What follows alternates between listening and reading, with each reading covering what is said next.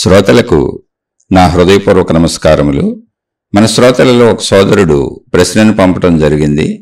ఆ ప్రశ్న, పంచేంద్రియములతో గ్రహించినటువంటి విషయములు మనసుగా ప్రాణశక్తిలో నిక్షిప్తమై ఉన్నవి. వాటి తాలూకా అనుభవం గ్రహించిన వాడికే తెలిసి విషయము ఆసక్తి కలిగి కోరికగా మారి, అంటే కామముగా మారి ప్రయత్నము జరుగుతున్నది. కానీ అరిషడ్వర్గములుగా చెప్పు కామ, క్రోధ, లోభ, మద, మోహ, మాత్సర్యాలు పుట్టుటకు మూలము ఏమిటి? మహాత్ములు చెప్పినట్లు వాటిని ఎందుకు జయించాలి లేదా అరికట్టాలి? ఆత్మజ్ఞాన చదువులో భాగముగా వీటిని ఎలా నియంత్రణ చేసుకోవాలి? వాటి అవసరతను తెలియపరచండి. ఏదైనా సరే మనసు అంటే మనం ఈ శరీరంతో గ్రహించినటువంటి విషయాలన్నీ కూడా మనసుగా మారుతున్నాయి అనేది ఇంతకుముందు అనేక శీర్షికల్లో చెప్పుకుంటూ వస్తున్నాం. ఆధ్యాత్మిక చదువు, ఆత్మజ్ఞాన చదువు అంటే మన గురించి మనం తెలుసుకోవటం అంతే. ఆధ్యాత్మిక చదువు అంటే మనిషికి సంబంధించిన సంపూర్ణమైనటువంటి సమగ్రమైనటువంటి జ్ఞానాన్ని పూర్తిగా తెలుసుకోవటం. ఆత్మజ్ఞాన చదువు అంటే ఆ తెలుసుకున్నటువంటి విషయాన్ని మనలోకి మనం ప్రవేశించి, అంటే మన స్వీయ ఆత్మలోకి మనం ప్రవేశించి అక్కడ దాన్ని సాధన చేసుకునే ప్రయత్నం, అంటే మన అంతరంగంలో సాధన చేసే ప్రయత్నం ఆత్మజ్ఞాన చదువు. సాధన ఆత్మజ్ఞాన చదువుగా చెప్పుకోవటం, వినటం, గ్రహించటం, తెలుసుకోవటం, అర్థం చేసుకోవటం ఆధ్యాత్మిక చదువుగా, రెండూ కలిపి ఆధ్యాత్మిక ఆత్మజ్ఞాన చదువులుగా చెప్పుకుంటున్నాం. ఇది కేవలం మనిషికి సంబంధించిన వ్యక్తిగత చదువు. శరీరము, మనసు, బుద్ధి, ప్రాణశక్తి, ఇలా మనిషి పూర్తిగా అక్కడి నుంచి ప్రపంచంతో ఉన్న మనిషికున్న సంబంధ బాంధవ్యాలు, ఈ మొత్తం తెలుసుకుంటూ వెళితే ఉన్నది ఒకటే విశ్వశక్తి అనేటువంటి సత్యం తెలుస్తుంది. ఆ విశ్వశక్తి నేనే అనే సత్యం తెలుస్తుంది అని ఆత్మజ్ఞాన చదువులో, ఆధ్యాత్మిక చదువులో మహాత్ములు తెలియజేశారు. మనం ప్రారంభం నుంచి సాగుతున్నాం. ప్రారంభం ఏంటి? నేను శరీరం అన్న భావన. ఈ నేను శరీరం అన్న భావన ఎవరికైనా ప్రారంభం ఇదే. ఇది నిజం, ఇందులో ఎటువంటి అబద్ధము లేదు. సంపూర్ణమైనటువంటి నిజం నేను ఈ శరీరం అన్న భావన. ఎందుకంటే కళ్ళ ముందు కనపడుతుంది, మనం అనుభవిస్తున్నాం. నేను అనే భావన ఇక్కడే పుడుతుంది, ఈ శరీరంలోనే పుడుతుంది, ఈ శరీరంతోనే పుడుతుంది.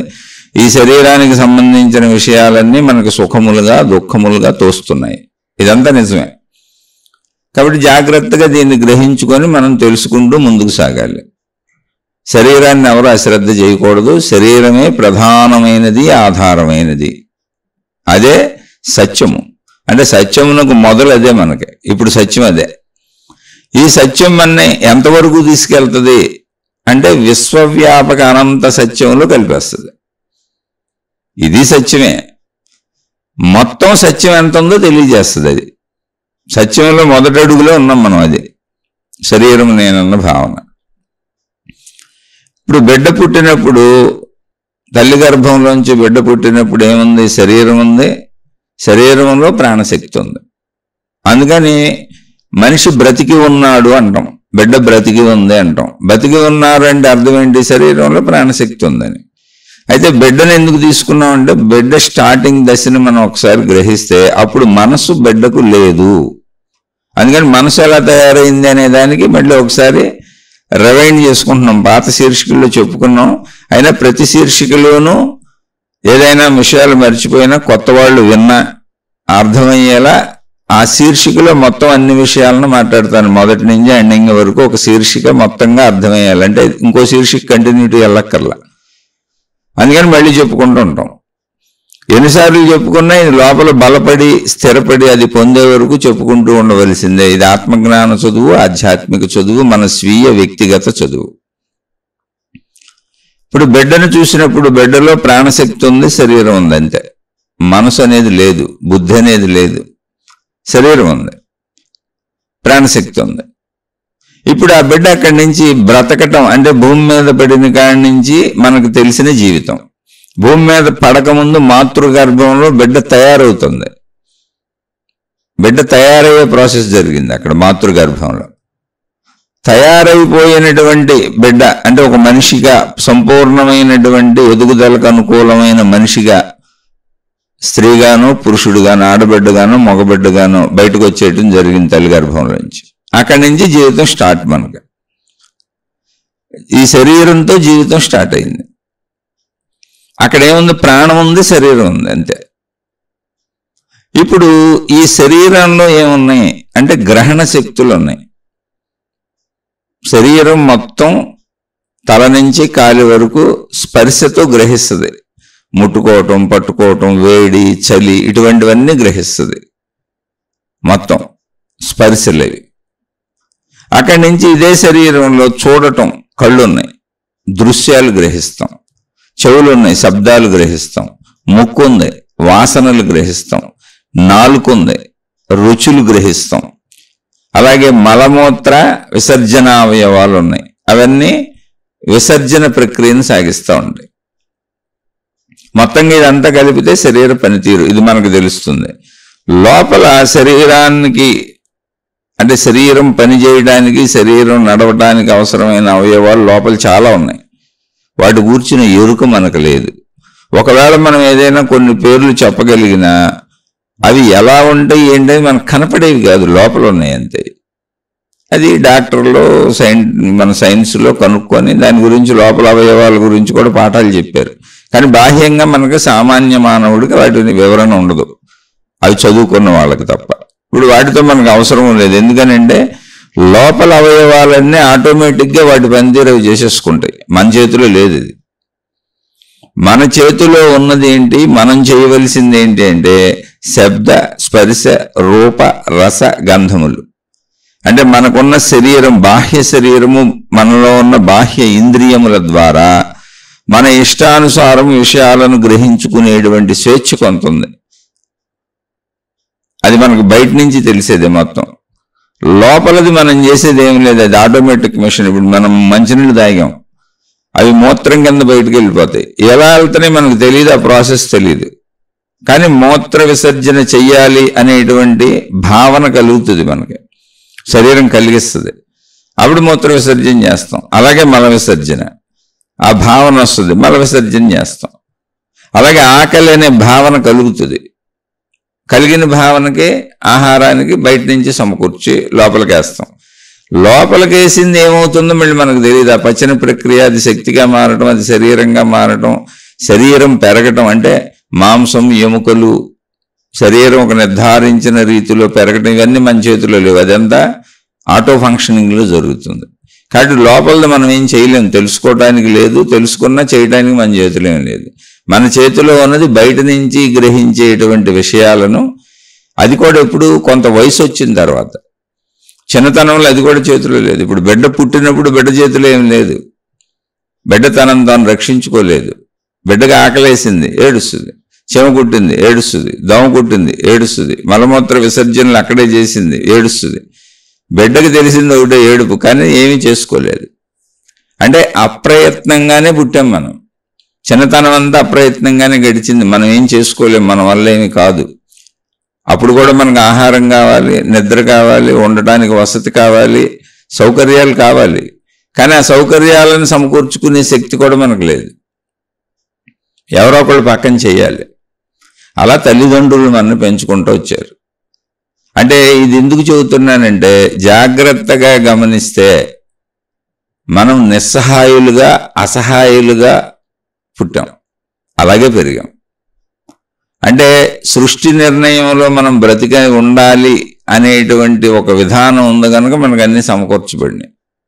అలా కొంతమంది పుట్టిన బిడ్డలు వదిలివేయ పెడుతున్నారు, రోడ్ల మీద అనాథలుగా ఉంటున్నారు. కొంతమంది చచ్చిపోతున్నారు, కొంతమందిని కుక్కలు, పందులు పీక్కు తింటున్నాయి. అవి కూడా వార్తల్లో వస్తాయి. అంటే ఇక్కడ మిగిలిన విషయాలను వదిలేస్తే, తల్లిదండ్రులు చూశారు, పెంచారు అనే పార్ట్ని పక్కన పెట్టేస్తే, బిడ్డగా పుట్టిన మనం ఇప్పుడు నేను, నాది, నేను బతకలేకపోతున్నాను, ఇవి లేకపోతే ఉండలేనివి నా బాధ్యతలు, నేను కర్తనే, నేను చేయబోతే నా కుటుంబం ఏమైపోద్ది, నా ఓళ్ళు ఏమైపోతారు, అసలు నాకు నేను చేసుకోవాలి, నేను ప్రయత్నించుకోవాలి, నేను సాధించుకోవాలి అనేటువంటి భావాలలో నేనే కర్తనం, నాకు నేనే కర్తనం, నాకు నేను అన్నీ చేసుకోగలను, నా వాళ్ళకి నేను అన్నీ చేసుకోగలను అనేటువంటి కర్తృత్వ భావన ఏదైతే ఉందో దాంతో ప్రయత్నిస్తున్నామో అది అసలు మనకు లేదు. చిన్నప్పుడు మనం పుట్టినప్పుడు కర్తృత్వ భావన లేదు, అసహాయ స్థితిలో ఉన్నాం. మళ్ళీ ఇదే అసహాయ స్థితి, కర్తృత్వ భావన లేని స్థితి వృద్ధాప్యంలో వస్తుంది. ఈ కర్తృత్వ భావన అనేది కేవలం యవ్వనంలో వచ్చింది. మధ్యలో శక్తి సమకూరడం వలన నేనేదో చేయగలనన్నట్టుగా అనిపిస్తుంది. అక్కడ ఆ విషయాన్ని గ్రహించడమే ఆధ్యాత్మికత. అంటే ఎంతమంది సృష్టి మీద ఆధారపడి ఉన్నాం, ఆ సృష్టి శక్తితో ఎలా బతుకుతున్నాం, విశ్వశక్తితో ఎలా బతుకుతున్నాం, అసలు నేను ప్రయత్నించినా ప్రయత్నించకపోయినా చిన్నతనం నుంచి ఎలా బ్రతుకుతూ వచ్చాను, అలాని ప్రయత్నించొద్దని కాదు. ఆ వేరియేషన్ తెలిస్తే కర్తృత్వ భావన ఉండదు. కర్తృత్వ భావన అంటే ఏంటి? చేయకుండా ఉండటం కాదు, నేను కర్తను అనుకోకుండా ఉండటం. నేను కర్తను కాదు, నేను ఎవరికే కర్తను కాదు, నాకు నేను కర్తనే కాదు, నా కుటుంబ సభ్యులకి నేను కర్తను కాదు. ఎందుకని నా ప్రాణం అసలు ఏ నిమిషం పోద్దో నాకు తెలియదు, ఏ అనారోగ్యం ఎప్పుడు వస్తుందో నాకు అసలు తెలియదు, నేను అనుకున్నవన్నీ చేయగలుగుతానో చేయలేనో అసలు తెలియదు.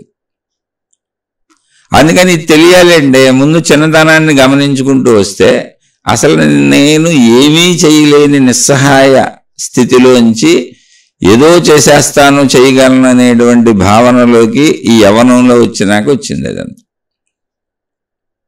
ఇప్పుడు అలా అనుకోవటం తప్పు కాదు, కానీ చిన్నతనంలో ఉన్నటువంటి నిస్సహాయ స్థితి ఏది ఉందో అది నాకు ఇప్పుడు కూడా ఉంది. ఎలా ఉంది ఇప్పుడంటే, నా ప్రాణం నా చేతిలో లేదు, అది ఎప్పుడు పోద్దో తెలియదు, నేను అనుకున్న చేయగలనో లేదో తెలియదు, అవుతాయో లేదో తెలియదు, ప్రయత్నిస్తాను కానీ అవి ఫలితాలు వస్తాయో లేదో తెలియదు, ఏ అనారోగ్యం ఎప్పుడు వస్తుందో తెలియదు, ఏది నన్ను ఎలా ఇబ్బంది పెడుతుందో తెలియదు, ఏది నన్ను ఎలా సుఖ పెడుతుందో తెలియదు, నా ప్రయత్నాలన్నీ జరుగుతాయని లేదు. కానీ ప్రయత్నించడం అనేది మాత్రం శరీరానికి ఉంది. అది చిన్నతనంలోనూ ఉంది. గమనిస్తే ప్రయత్నించడం ఏంటి? చిన్నతనంలో ఏడవటమే. ఆకలేసింది ఏడ్చాను, అదే ప్రయత్నం. దోమ కుట్టింది ఏడ్చాను, అదే ప్రయత్నం. చెవం కుట్టింది ఏడ్చాను, అదే ప్రయత్నం. మలమూత్ర విసర్జనలు చేశాను, చలేసింది ఏడ్చాను, అదే ప్రయత్నం. అప్పుడే హాయిగా ఉంది, నవ్వాను, అదే ప్రయత్నం. అప్పుడు తెలిసిందంటే అప్పుడు ప్రయత్నం ఉంది, ఇప్పుడు యవ్వనంలోనూ ప్రయత్నం ఉంది. అంటే ఒక శక్తి పెరుగుతున్న కొద్దికి ఏమవుతుందంటే నేను కర్తననేటువంటి అహం పెరుగుతూ వెళ్తుంది. శరీరంలో శక్తి పెరుగుతుంది, శరీరం పెరుగుతుంది, ఇంద్రియాలు పెరుగుతున్నాయి, ఇంద్రియ జ్ఞానం పెరుగుతుంది. మళ్ళీ ఈ శక్తి సన్నగిల్లిపోతూ వృద్ధాప్యంలోకి వెళ్తే అహం చచ్చిపోతుంది, కర్తృత్వభావం చచ్చిపోతుంది, అన్నీ తగ్గిపోతున్నాయి. మళ్ళీ తగ్గిపోయిన పాతక మనసులో ఉన్నాయి, అలా ఏలాడిపోతున్నాయి. వృద్ధాప్యంలో మనసులో అహం ఉంటుంది, కానీ శరీరపరంగా చేయలేనని అలా కూర్చుంటున్నాను. దీనిని ఆధ్యాత్మికత జాగ్రత్తగా గమనించుకోమని చెబుతుంది.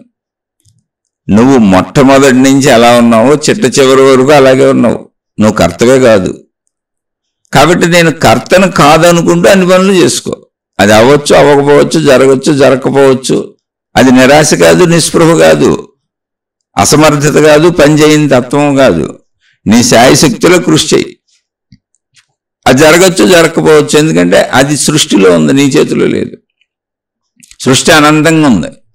నా చేతిలో ఉంటే అన్ని నాకు అనుకూలంగానే జరుపుకుంటాక ప్రతి మనిషి అదే చేస్తాడు, అన్ని తనకు అనుకూలంగా జరుపుకుంటాడు. అలా జరగదు ఇక్కడ.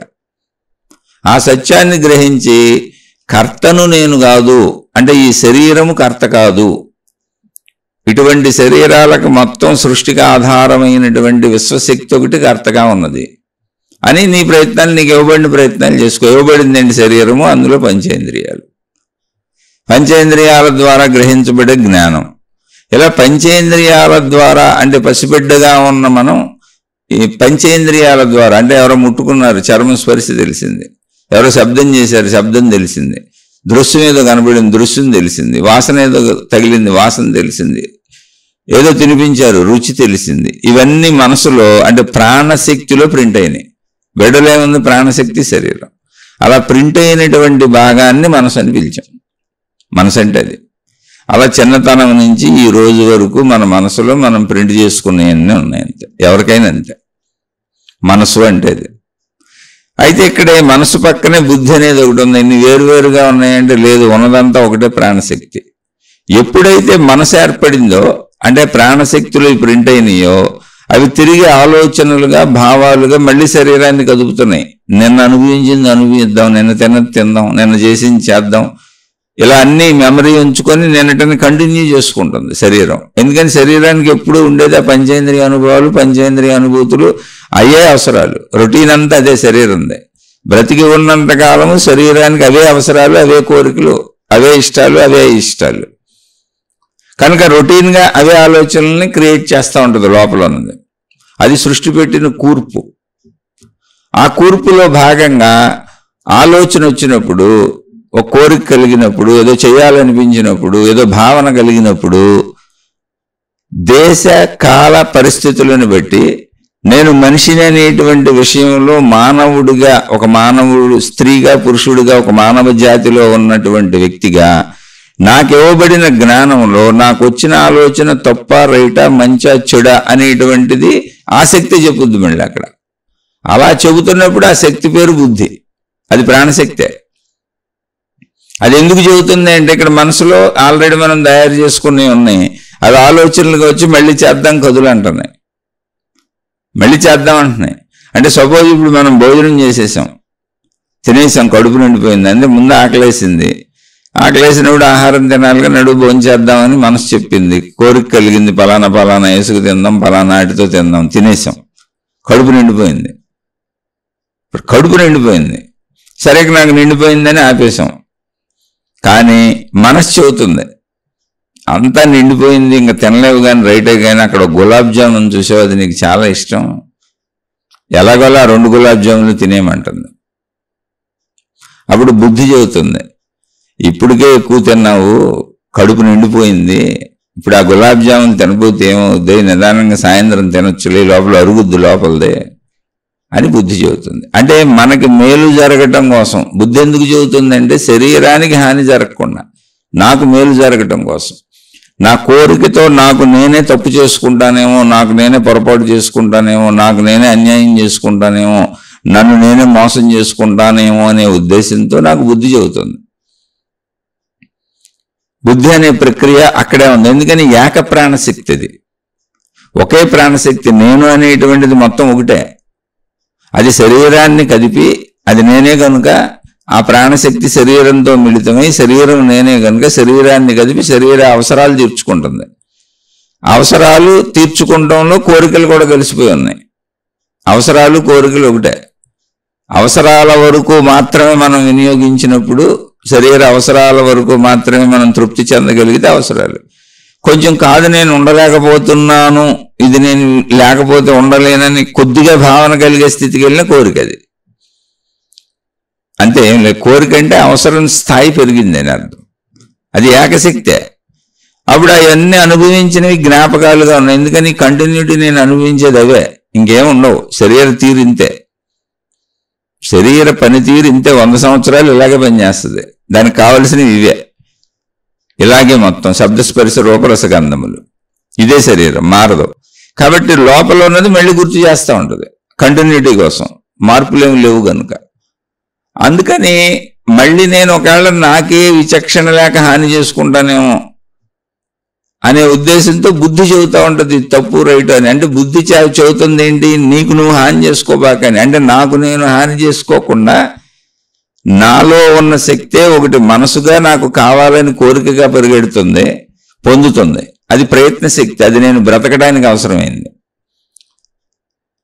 ఆ బ్రతుకులో మళ్ళీ నాకు నేను హాని చేసుకోకుండా, నాకు అనారోగ్యాలు తెచ్చుకోకుండా, నాకు కష్టాలు తెచ్చుకోకుండా, నాకు మానసిక శారీరక కష్టాలు తెచ్చుకోకుండా, ప్రాపంచిక కష్టాలు తెచ్చుకోకుండా, సామాజిక కష్టాలు తెచ్చుకోకుండా, దేశకాల పరిస్థితులన్నీ నాకు తెలుసు కాబట్టి నాలోని శక్తి మళ్ళీ నాకు బుద్ధిగా చెబుతుంది అలా చేయబాక, ఇలా చేయని. ఎందుకని చేయాలనుకుంటూ కోరికతో వెళ్ళిపోయి నువ్వు నీకు హాని చేసుకుంటావేమో కాదు, నువ్వు నీకు మేలు చేసుకోవటం కోసం ఉన్నావు, నీకు నువ్వు హాని చేసుకోకూడదు. అలా నీకు నువ్వు హాని చేసుకోబాక అని చెప్పేది బుద్ధి. నేను బ్రతకడానికి అవసరంగా నాకు అన్నీ కావాలని పరిగెత్తేది మనసు, కోరిక. అది బ్రతకాలి బ్రతకాలి, నేను బ్రతకాలి, ఆనందించాలనుకుంటూ ఒక్కోసారి విచక్షణ మరిచిపోయి పరిగెత్తుకెళ్ళిపోయి హాని కూడా చేసుకుంటుంది తనకు తానే. అందుకని ఆ పక్కనే బుద్ధి పని చేస్తుంది. ఇవన్నీ ఒకే శక్తి యొక్క లక్షణములు. ఎందుకంటే అది నేనే కనుక.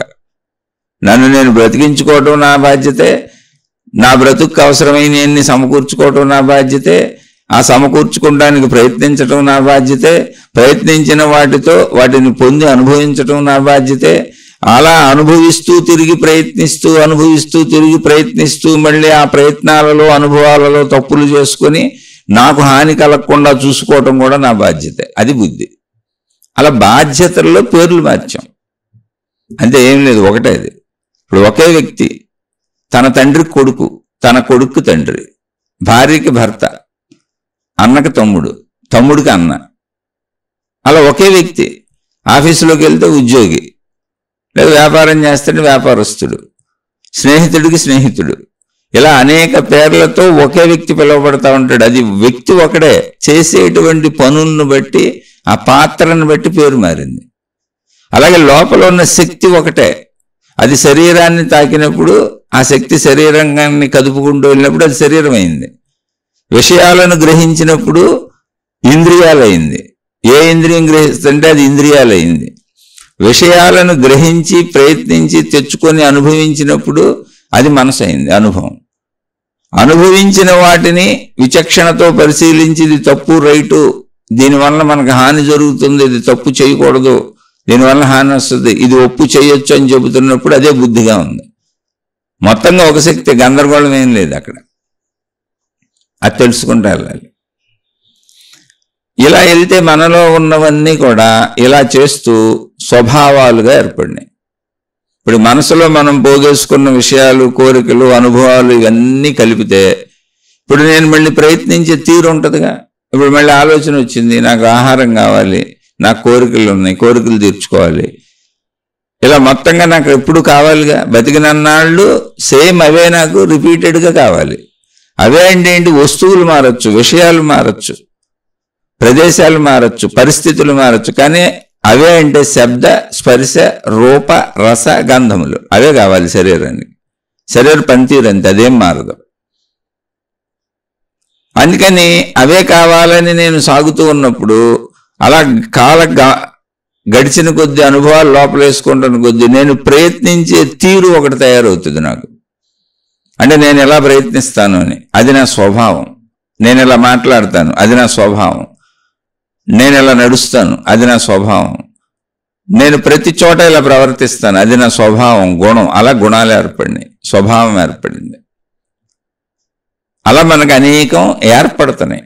ఆ ఏర్పడిన వాటిలో ఇప్పుడు సపోజ్ నాకు కావాలి అన్న భావన ఉంది. ఎందుకని కావాలనేది లేకపోతే అసలు ఎలా బతుకుతాం? లోపల ఆహారం తినాలి అని కోరిక కలుగుతుందిగా, ఆకలి పడుతుందిగా. అలాగే కంటికి చూడాలనిపిస్తుంది, చెవికి వినాలనిపిస్తుంది, ముక్కుకు వాసన చూడాలనిపిస్తుంది, నాలుగు రుచి తినాలనిపిస్తూ రుచికరమైన తినాలనిపిస్తుంది. అలాగే స్త్రీ పురుష శారీరక కోరికలు తీర్చుకోవాలనిపిస్తుంది. అలా అనిపిస్తూ మళ్ళీ నేను, నా కుటుంబం, నా పిల్లలు అందరూ బాగుండాలనిపిస్తుంది, మా అందరికీ అన్ని సమకూర్చుకోవాలనిపిస్తుంది. ఈ అనిపించటం, కావాలనిపించటం అనే దాని పేరు మొత్తంగా కలిపితే కోరిక. దీన్నే, ఈ కోరిక అనేదాన్నే మహాత్ములు పూర్వము కామము అన్నారు. కామం అంటే సంస్కృత పదం. కామము, కామం అంటే చెడ్డది కాదు. కామం అంటే చెడ్డది అనుకోబాకండి, భూత పదం అనుకోబాకండి, అలా తయారు చేశారు దాన్ని. అది సంస్కృత పదం. కావాలన్న భావన. అయితే ఈ కావాలన్న భావన ఎంత ఉంటుంది అనేది స్థాయి వేరు. కామము స్థాయి ఎంతైనా ఉండొచ్చు, కోరిక స్థాయి ఎంతైనా ఉండొచ్చు. నువ్వు ఇందాక మాట్లాడుకున్నాం, అవసరములు, ఆహారం అవసరం కాబట్టి ఏదున్నా నాకు పర్వాలా, రుచి ఎలా అన్నా నాకేం అభ్యంతరం లేదు, నాకు రుచికరమైంది ఇదే, ఇష్టమైందే తింటాను, ఇష్టం లేనిది తినదు అనేటువంటి మనస్తత్వం నాకేం లేదు. ఉన్నదాంతో సంతృప్తిగా చక్కగా తింటాను. అది శరీరానికి హాని చేయింది అయితే చాలు, మేలు చేసేది అయితే చాలు. అప్పుడు నాది అవసరం కాదు. రుచి కోసం తింటాను, రుచి లేకపోతే వదిలేస్తాను అంటే నాది కోరిక. అలాగే దృశ్యం. ఇప్పుడు నేను బతకడానికి, నడవటానికి, తిరగటానికి అన్నింటికి కన్ను చూసుకోవాలి. కాలు ఎక్కడ వేస్తున్నాను, చెయ్యి ఎక్కడ వేస్తున్నాను, ఎక్కడ కూర్చున్నాను, ఏం పనులు చేస్తున్నాను, కన్నుదారు చూడపోతే ఎలా చేస్తాను. కాబట్టి అలా చూసుకోవాలి. అంటే బ్రతకటానికి చూసుకోవాలి. బ్రతికే పనులన్నిటికీ చూసుకోవాలి, వృత్తి వ్యాపార ఉద్యోగాలకు చూసుకోవాలి. అలా కాకుండా నేను సినిమాలు చూస్తాను, టీవీలు చూస్తాను, సెల్ ఫోన్లు చూస్తాను, నావెల్స్ చదువుకుంటాను, రకరకాలు చేస్తానంటే ఇవి కోరికలు. అంటే బ్రతకడానికి అవసరానికి భిన్నంగా నువ్వు చేసేవన్నీ కోరికలే, అవసరాలు కాదు. ఇప్పుడు అన్నం తింటే అన్నం చూస్తున్నాను, అది అవసరం. అన్నం సంపాదించుకోవడానికి ప్రయత్నిస్తే అక్కడ అన్నీ చూస్తున్నాను, అది అవసరం. రోడ్డు మీద నడుస్తా వెళ్తా చూస్తున్నాను, అది అవసరం. సినిమాలు, షికార్లు, నావెల్స్, విహారయాత్రలు ఇవన్నీ కూడా కోరికలు, గుర్తుపెట్టుకోండి, అవసరాలు కాదు. అలాగే అవసరానికి వినికిడి వినపడాలిగా. రోడ్డు మీద వెళ్తున్నా, లేదా వెనక నుంచి ఎవరో పిలిచారు, ఇంట్లో ఎవరో పిలిచారు, ఏదో చెప్పారు, ఈ శబ్దాలు అవుతున్నాయి, ఆ శబ్దాలు అవుతున్నాయి, విని దానికి రెస్పాండ్ అవుతూ నన్ను నేను రక్షించుకుంటూ మిగిలిన జీవితం జీవించాలి.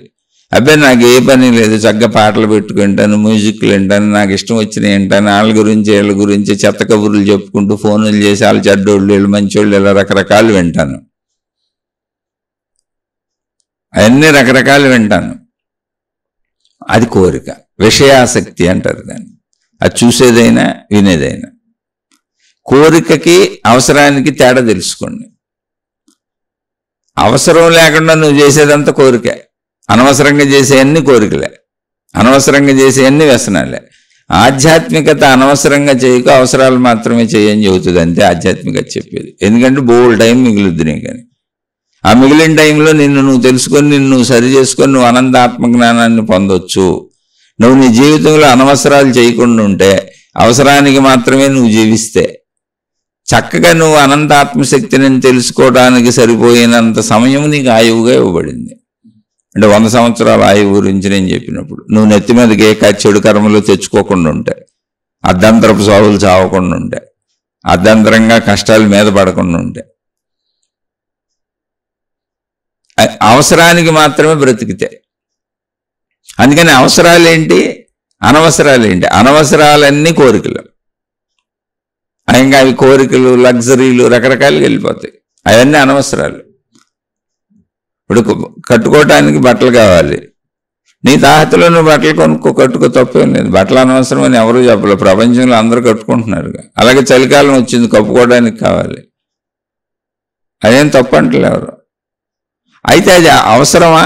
లేదు లేదు, నాకు నచ్చిన బట్టలే కట్టుకుంటా, చిచ్చి నాకు నచ్చలేదు, నేను కట్టుకుని దీన్ని చొక్కా మీద చిన్న మచ్చపడింది నాకు వద్దు, లేదా ఇదిగో చిన్న ప్యాంటు మీద చిన్న మచ్చపడింది, లేదా చీర మీద చిన్న మరకపడింది, నేను విధంగా వాడన్న ప్రెస్టేజ్ ఇష్యూ ఇదంటే అవసరం దాటి వెళ్ళిపోయావు, కోరికకి వెళ్ళిపోయావు, లగ్జరీకి వెళ్ళిపోయావు. అది ఎవరికాళ్ళు ఆలోచించుకోవాలి. వెళ్తే వచ్చిన నష్టమేం లేదు, దానికోసం నువ్వే ఎక్కువ కష్టపడాలి. ఇంతగా ప్రాబ్లం ఏంటంటే అసలు ఎవరికి ప్రాబ్లం లేదు. అవసరాలకు బతికేవాళ్ళు తక్కువ కష్టపడతారు, సుఖంగా ఉంటారు, హాయిగా ఉంటారు, శరీర మనసులు హాయిగా ఉంటాయి, తృప్తిగా ఉంటారు, సంతృప్తిగా ఉంటారు, జ్ఞానవంతంగా ఉంటారు. తమను తాము ఎక్కువ కష్టపెట్టుకోరు, శరీరం పాడవదు, మనసు పాడవదు, బుద్ధి పాడవదు. ఆత్మజ్ఞానం వైపు వెళ్ళిపోవడానికి మంచి ఛాన్స్ ఉంటుంది. ఆత్మజ్ఞానం వైపు ఒకవేళ వెళ్ళపోయినా మంచిగా బతుకుతారు. ప్రపంచంలో, సమాజంలో ఎటువంటి కష్టాలు తెచ్చుకోరు, ఎవరిని కష్టపెట్టరు. అవసరాలకు బతికేవాళ్ళు. అవసరాలు కోరికలుగా, కోరికలు లగ్జరీలుగా బతికేవాళ్ళు ముందు వాళ్ళే ఎక్కువ కష్టపడాలి. అది ప్రాబ్లం. ప్రాబ్లం ఏంటంటే నేను ఇది ఉంటేనే తింటాను, ఇది లేకపోతే తినలేను, నేను ఇవే కట్టుకుంటాను ఎందుకంటే తక్కువ కట్టుకోను, నేను ఇలాంటివి అనుభవిస్తాను ఎందుకంటే తక్కువ అనుభవించను అనేవాళ్ళు ఎక్కువ సంపాదించాలి. ఎక్కువ సంపాదించాలంటే ఎక్కువ కష్టపడాలి. ఎక్కువ కష్టపడాలంటే శరీర మనసులను ఎక్కువ కష్టపెట్టాలి. బుద్ధిని భ్రష్టత్వానికి తీసుకెళ్ళాలి. బుద్ధి తప్పు రేటని చెబుతూ ఉంటుంది, కానీ దాన్ని పూర్తి చేయాలి, దాన్ని సమాధి చేసేయాలి. ప్రతి మనిషికి బుద్ధి చెప్పుద్ది, నువ్వు అవసరం దాటి లగ్జరీకి వెళ్ళిపోతున్నావు అని. ప్రతి మనిషికి బుద్ధి చెబుతుంది, నువ్వు అవసరాలు దాటి కోరికలకు వెళ్ళిపోతున్నావు, అనవసరాలు చేస్తున్నావు అని. ఆ బుద్ధిని పూర్తి చేసి సమాధి చేసేసి దాన్ని చంపేసి ఓన్లీ కోరికలతో వెళ్తూ ఉంటాం, మనసుతో వెళ్తూ ఉంటాం. అలా వెళ్ళినప్పుడు మనకు ఏర్పడినవే మన గుణములు, స్వభావము.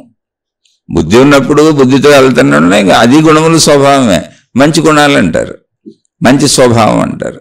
కానీ బేసిక్గా అసలు కావాలి అన్న భావన ఒకటి ఉంది. అది అవసరాలకైనా నేను బతకాలి, నా వాళ్ళు బతకాలి, అవసరాల వరకే.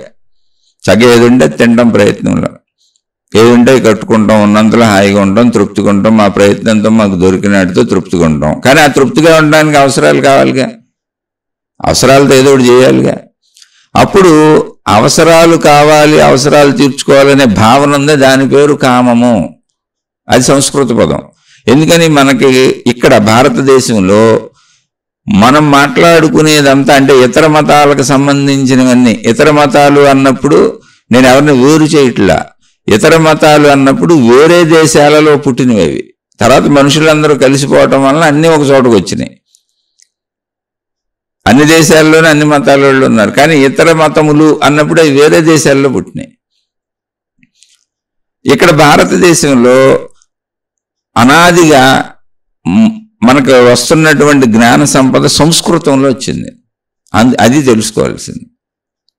అది తర్వాత ఎవరి వాడుక భాషల్లో వాళ్ళు మనం తెలుగులో చెప్పుకుంటున్నాం, కన్నడ వాళ్ళు కన్నడలో చెప్పుకుంటారు, మరాఠీ వాళ్ళు మరాఠీలో చెప్పుకుంటారు, అలా తమిళ వాళ్ళు తమిళంలో చెప్పుకుంటారు. అనేక భాషలు అనేక రాష్ట్రాలుగా విడిపోయిన అనేక భాషలకు మూలమైనటువంటి ఆధ్యాత్మికత సంస్కృతంలో వచ్చింది.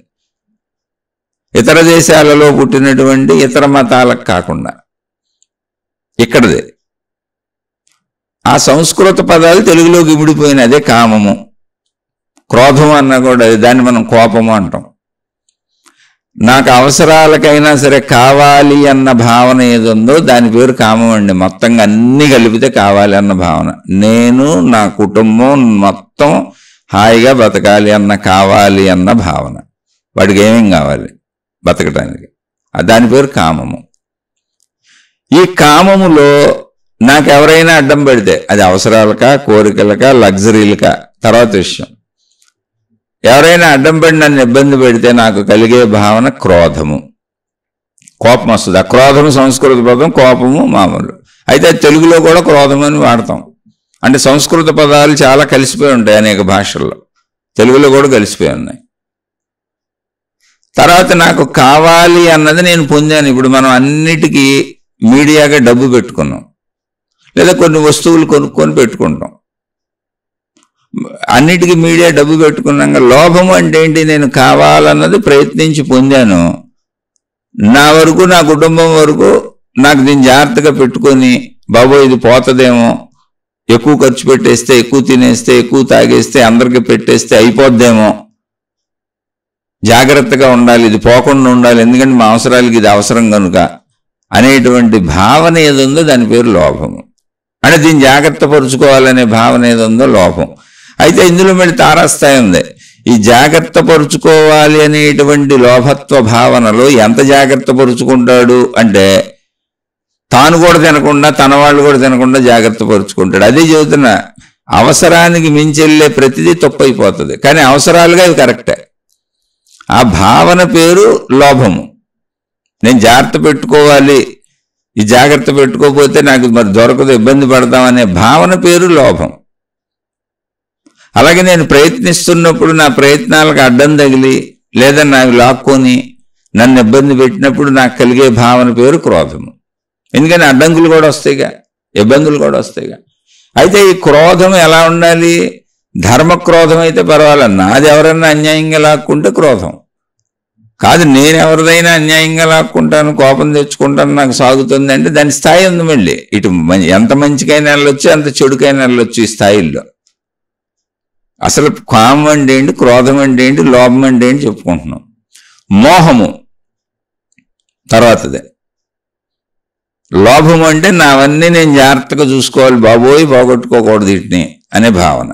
మరి జాగ్రత్తగా చూసుకోకపోతే మేము ఎలా బతుకుతాం, నేను నా కుటుంబం? అది లోభం. మోహము అంటే ఏంటి అంటే ఈ శరీరం నేను, ఈ శరీరానికి నాకు అన్ని స్పర్శలు తెలుస్తున్నాయి, హాయిగా ఉంది, చక్కగా ఉంది, నా శరీర సుఖాలు నేను పొందుతుంటే సంతృప్తిగా ఉంది, ఆకలేసినప్పుడు తింటుంటే ఆనందంగా ఉంది, రుచికరంగా తింటుంటే ఇంకా ఆనందంగా ఉంది, నాకు నచ్చింది చూస్తుంటే మహానందంగా ఉంది, నాకు నచ్చింది ఏంటంటే శ్రవణానందంగా ఉంది, నాకు ఇష్టమైనవి కట్టుకుంటే బట్టలు కట్టుకొని నన్ను అలంకరించుకొని చూసుకుంటే అబ్బా మహా ముగ్ధ మనోహరంగా ఉంది. అలా నా మీద నాకున్న ప్రీతి మోహము. అంటే నేనంటే నాకున్న ఇష్టం, దాన్ని మోహము. ఇవి సంస్కృత పదాలు. మళ్ళీ అదే చెబుతున్నా, మోహమే ఇష్టం. మనం చెప్పుకుంటున్న పదాలన్నీ సంస్కృత పదాలు వాడుకలో తెలుగులోకి వచ్చినాయి. మోహం అది. నా మీద నాకున్న ప్రీతి మోహం. అలాగే నా బిడ్డ అన్నప్పుడు నా మీద నాకున్న ప్రీతి లేక నా బిడ్డ అంటున్నప్పుడు నా బిడ్డ మీద ప్రీతి ఉంది, నా భార్య అంటున్నప్పుడు నా భార్య మీద ప్రీతి ఉంది, నా వాళ్ళు అంటున్నప్పుడు నా వాళ్ళందరి మీద ప్రీతి ఉంది, నా వస్తువులు నా సంపదలు అన్నప్పుడు వాటన్నింటి మీద ప్రీతి ఉంది. అంటే నాలో కలుపుకున్న అన్నింటి మీద నాకున్నటువంటి ప్రీతి, అభిమానం, ఇష్టం, నావన్నీ బాగుండాలని వాటిని నేను రక్షించుకోవటానికి అవసరమైనటువంటి బంధం ఏది ఉందో దాని పేరు మోహం. అది సంస్కృత పదం. మామూలు తెలుగులో ఇష్టం. ఇవి నావి అన్న భావన. అంటే వాటితో నాకున్న బంధం. లేకపోతే నావి అనగా నన్ను నేను అనుకుంటూ, నా కోసం నేను ఎన్నో చేసుకుంటూ, వీళ్ళంతా నా వాళ్ళు అనుకుంటూ, నా కుటుంబ సభ్యుల కోసం ఎన్నో చేసుకుంటూ, ఇవన్నీ నావనుకుంటూ, ఆ వస్తువులు, విషయాలు, సంపదలను రక్షించుకుంటూ, వాటి కోసం ఎన్నో చేసుకుంటూ, నేను నాది నావి అనుకుంటున్న బంధం ఏది ఉందో ఆ బంధం పేరు మోహం. అదే ఇష్టం మామూలు. అందుకని మోహం చెడ్డది కాదు, మోహం మంచిది కాదు. నువ్వు అవసరాలకు బతికితే అన్నీ మంచియే. దాన్ని ఎంత తారస్థాయికి తీసుకెళ్ళచ్చు. ఇప్పుడు మోహం ఎంత స్థాయికి తీసుకెళ్ళచ్చు అంటే, నేను నా మీద నాకు ప్రీతి ఉంది కాబట్టి నా భార్యనైనా భర్తనైనా కూడా నేను ఏమైనా అంటాను, ఏదైనా చేస్తాను, లెక్క చేయను. నాకు సహకరించినంతసేపే మిమ్మల్ని ప్రేమిస్తాను. నేను అటువంటి తల్లిదండ్రులను కూడా చూశాను. బిడ్డల్ని రాసి రంపాన్ని పెట్టి మా మాట వింటేనే అన్నం పెడతాం, మా మాట వింటేనే ఇంట్లో ఉంచుతాం, లేకపోతే బయటకు పోండి అన్న తల్లిదండ్రులు ఎంతోమందిని చూశాను. అయితే అందరూ అలా ఉంటారంటే ఎప్పుడు ఉండరు. కొంతమందిని చూశాను అంటున్నాను. అది అంటే అన్ని బంధాలలోనూ మీకు విషయం అర్థం అవడానికి చెప్పాను. నేనన్న మోహం నా కొడుకునే బయటకు పోమంటుంది, నా కూతురునే బయటకు పోమంటుంది, నా భార్యనే బయటకు పోమంటుంది. మళ్ళీ నా భార్య, నా కూతురు, నా పిల్లలు అంటుంది. ఎప్పుడు నాకు అనుకూలంగా ఉండి నాకు అన్నీ సాగుతుంటే, అంటే నా మోహం తృప్తి పెడితే, నేనన్న మోహం తృప్తి పెడితే నా వాళ్ళన్న మోహంలోకి వెళ్తుంది. నా వాళ్ళన్న మోహం కూడా తృప్తి పెడితే నావి, నా సంపదలనే మోహంలోకి వెళ్తుంది. ఇలా మోహం నేనుతో మొదలవుతుంది. ముందు ప్రీతి నా మీద నాకు, నా మీద నాకున్న ప్రీతి అనే మోహం చేత నా వాళ్ళతో కూడా విరోధం పడతాను. అలా గమ్మత్తుగా ఉంటుంది ఇది. అందుకని దాన్ని పరిశీలించుకోవాలి. మోహము అంటే ఆ సంబంధ బంధం. ముందు అది నాతో, నేనుతో మొదలవుద్ది. ఇది మోహము. కామ, క్రోధ, లోభ, మోహ, మద. మదము అంటే అహంకారము. నేను ఈ శరీరం అన్న అహంకారం ఫస్ట్. తర్వాత మనం సమకూర్చుకున్నవే ఉంటాయి. నేను నా వాళ్ళు, నాకు ఇంతమంది ఉన్నారు, నాకేంటి, నాకే ఇబ్బంది లేదు, అది రెండవ అహంకారం. వీళ్ళంతా నా వాళ్ళు. నాకెన్ని సంపదలు ఉన్నాయి అంటే మూడవ అహంకారం. అంటే 3, 4, 5 అహంకారాలు ఉండవు. మొదటి అహంకారాన్ని బలపరుస్తున్నాయి ఇవన్నీ. ఇలా మన పదవులు, గౌరవాలు, హోదాలు, మనకు మనం ఇచ్చుకునే గౌరవాలు, ఇవన్నీ నేను అనేటువంటి అహమును పెంచుతూ ఉంటాయి. కామ, క్రోధ, లోభ, మోహ, మదము అంటే అహంకారము. నేను అనే శరీర అహంకారము. నేను ఇలా ఉన్నాను, అలా ఉన్నాను, అందంగా ఉన్నాను, పొడుగ్గా ఉన్నాను, బాగున్నాను, ఏదో ఒకటి. ప్రతి మనిషి దాన్ని ఏదో ఒకటి చెప్పుకుంటాడు. ఎందుకంటే తనంటే తనకు ప్రీతి కనుక. అక్కడ ఒక అహం ఉంటుంది. ఆ అహం ఎదుటి వాళ్ళని తక్కువ చేసేలా ఉంటుంది, తనను ఎక్కువ చేసుకునేలా ఉంటుంది. ఎందుకని నేనంటే నాకు ఇష్టం కనుక. అలా తనకున్నవన్నీ కలుపుకుంటూ అహం బలపడతా ఉంటుంది. అది అహంకారం, పొగరు. పొగరు కింద మారుతుంది. కానీ యాక్చువల్గా అది పొగరు కింద మారచ్చు, మారకపోవచ్చు, మంచిగా కూడా ఉండొచ్చు. అహం అని ఆగిపోవచ్చు. అందులో గర్వం లేకపోవచ్చు, పొగరు లేకపోవచ్చు. కానీ మదం అన్నప్పుడు అది కామ, క్రోధ, లోభ, మోహ, మద అన్నప్పుడు అహం అని. అహం. మత్సరము అన్నప్పుడు ఈర్ష్య, అసూయ, ద్వేషాలు. మత్సరములు అన్నప్పుడు ఈర్ష్య, అసూయ, ద్వేషాలు లాంటి భావాలు వస్తాయి చూడండి మనకి. అంటే మనతో పోటీ పడుతూ ఉంటారు. అంటే మనతో పోటీ పడటం అంటే అసలు ఊరికనే చెబుతున్నా. అంటే దీన్ని మంచిగా కూడా తీసుకోవచ్చు. ఇప్పుడు మీరు మదము, మత్సరాలు చెడు అని అనుకోబాకండి. అవి పేర్లు మాత్రమే. అవి లేకపోతే జీవితం కుదరదు. ఇప్పుడు నేను అని ఒక ఆవిడ తన భర్తని, తనకు నచ్చిన అతను వివాహం చేసుకుంది. ఒక అతను నా భార్య అని తనకు నచ్చిన ఆవిడని వివాహం చేసుకున్నాడు. ఇద్దరు పెళ్లి చూపులు చూసుకున్నారు, వివాహం చేసుకున్నారు. వాళ్ళు ఒక చోట ఉంటున్నారు. ఏదో వాళ్ళు పనులు చేసుకుంటూ జీవితం గడుపుతున్నారు. అప్పుడు ఎదురింటి ఆయన నా భార్య వైపు చూస్తున్నాడు, నా భార్యను పొగుడుతున్నాడు, నా భార్య అందంగా ఉందంటున్నాడు. ఇప్పుడు నాకు ఈర్ష్య కలగక్కర్లేదా? నాకు అసూయ కలగక్కర్లేదా? నా కోపం రావక్కర్లేదా? అంటే పోలికల్లో కాదు, అక్కడ ఫీలింగ్లు. అలాగే భర్తకే భార్యకి అందరికీ అనిపిస్తుందిగా, అనిపించాలిగా. అనిపిస్తేనే కానీ నేను నాది నిలుపుకుంటాను. అలాగే ప్రయత్నానికి, ఇప్పుడు నేనేదో ఒక మోటార్ సైకిల్ కొనుక్కున్నాను, సంపాదించుకున్నాను, మోటార్ సైకిల్ కొనుక్కున్నాను. నా పక్కన ఆయన, నా ఫ్రెండ్, నాతో పాటు ఉన్న ఆయన కారు కొనుక్కున్నాడు. ఇద్దరం ఒకే జీతం, ఒకే శాలరీ, ఒకే ఆఫీసు, ఒకే విధానం, ఒకే చదువు, అన్నీ ఒకటే, ఒకే జీతం. కానీ ఆయన కారు కొనుక్కున్నాడు, నేను మోటార్ సైకిల్ కొనుక్కున్నాను. వెంటనే అయ్యో నేను కూడా మోటార్ సైకిల్ కొనుక్కుంటే అనే భావం జలసీలాగా, ఈర్ష్యలాగా అనిపిస్తుంది కాదు. నువ్వు దాన్ని కంట్రోల్లో ఉంచుకొని నువ్వు మంచిగా పోలికగా తీసుకొని నువ్వు అభివృద్ధి చెందడానికి వాడుకున్నప్పుడు అది ప్రమాదకరమైంది కాదు. మత్సరం, నువ్వు మత్సరంతో తప్పులు చేస్తే ప్రమాదకరమైంది. కారు కొంటాడని కారును గీతలు వేసావనుకో, చూడకుండా కారును గీసేసావనుకో, లేదా టైర్కి పంచర్ పొడిచేసావనుకో, అది దుర్మార్గ స్వభావం. లేదు, ఆయన కారు కొనుక్కుంటాడు. ఆయన కారు ఎలా కొనుక్కోగలిగాడు? మన ఇంట్లో మన వృద్ధ తల్లిదండ్రులు ఉన్నారు, వీళ్ళని చూసుకుంటున్నాం, అందుకని మనకు కొంచెం ఖర్చులు ఎక్కువ. వాళ్ళకి తల్లిదండ్రులు లేరు, చూడాల్సిన అవసరం లేదు. వాళ్ళ తల్లిదండ్రులు సంపాదించి ఇచ్చిన ఆస్తులు కూడా ఉన్నాయి. వాళ్ళకి జీతాలు ఒకటైనా, చదువులు ఒకటైనా, ఒకే ఉద్యోగాలైనా, అన్ని పదవులు హోదాలు ఒకటైనా, వాళ్ళకి తల్లిదండ్రులు ఇచ్చిన ఆస్తులు ఉన్నాయి, మనకు లేవు. వాళ్ళ తల్లిదండ్రులు చూడాల్సిన అవసర స్థితిలో లేదు. తల్లిదండ్రులు వేరే చోట ఉంటున్నారు, ఎక్కడో వాళ్ళ ఊర్లో, కాబట్టి ఆ ఖర్చు లేదు. మనకేమో తల్లిదండ్రులను ఇంట్లో పెట్టుకు చూస్తున్నాం, ఆ ఖర్చు ఉంది. తల్లిదండ్రులు మనకేమో ఆస్తులు ఇవ్వలేదు, అందుకని మనం మోటార్ సైకిల్ కొనుక్కున్నాం, ఆయన కారు కొనుక్కున్నాడు.